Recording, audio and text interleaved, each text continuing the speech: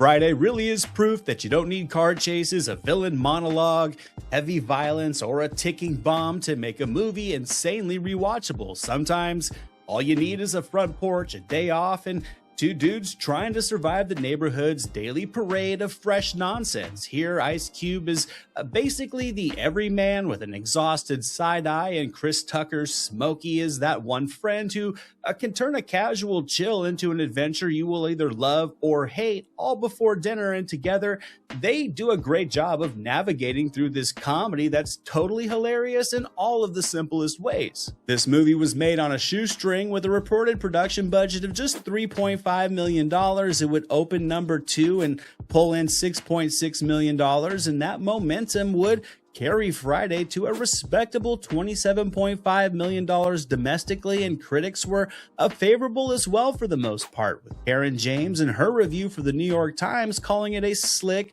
watchable movie. So for being mostly 90 nonstop minutes of people trash talking and dodging responsibility, it was a surprising earner. I think the cult classic status comes from the VHS replay factor that it had. The jokes were relentless.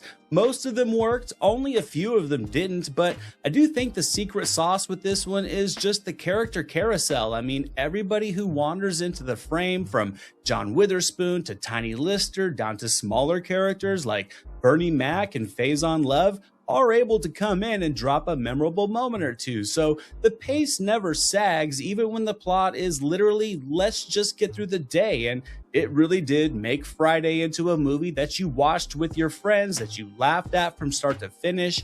And the soundtrack is playlist ready. So it's pretty much the comedic cult blueprint. It's communal. You quote it at each other and you rewatch it like comfort food. Lord have mercy. Just give me 3.5 minutes.